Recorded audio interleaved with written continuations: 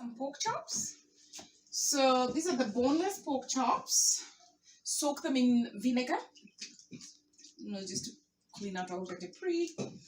And after you soak them in the vinegar for a few minutes, I wipe them dry with a paper towel and then place them on a plate. After placing on the plate, today I'm just going to use simple ingredients. I'm just going cinnamon. to use the Famous Dave's rib rub and everyday seasoning from Trader Joe's. And then also I'm going to use this Huta wing breading, which I already did.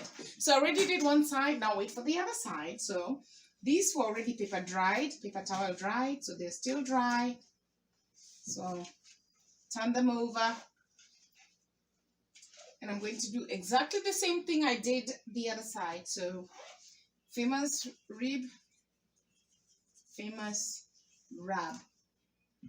Dave's rib rub. Maneno tutatanisha, unajua? Okay, that was Kiswahili saying that English is hard. And then the everyday seasoning.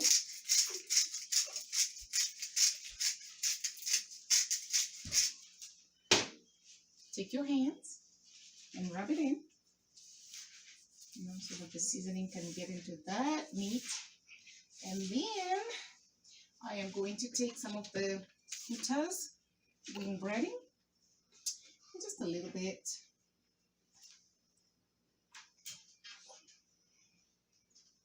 Got that?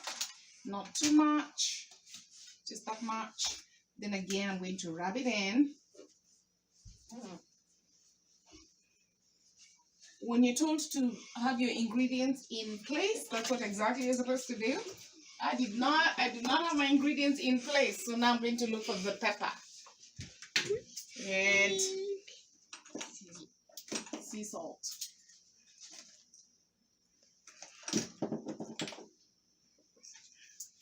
So I'm going to use the Stone Mill sea salt. I like this because it doesn't have too much salt in it. Just grind the salt a little bit. Grind the pepper. This is black peppercorn.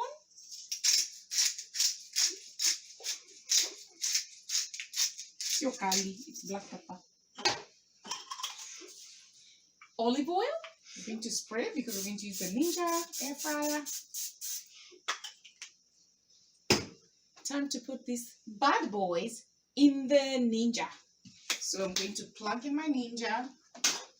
Sometimes I can preheat it, but recently I've not been preheating it. I just use it as is. The Ninja Foodi. I'll go to Air Crisp. Air Crisp. Air Crisp. It wants me to shut the lid. So I guess I need to put these in. So place them in so that they're not crowded. I should use tongs, but I'll use my hands. They will cook if there are any germs in my hands. Yeah, I guess I'll do 4.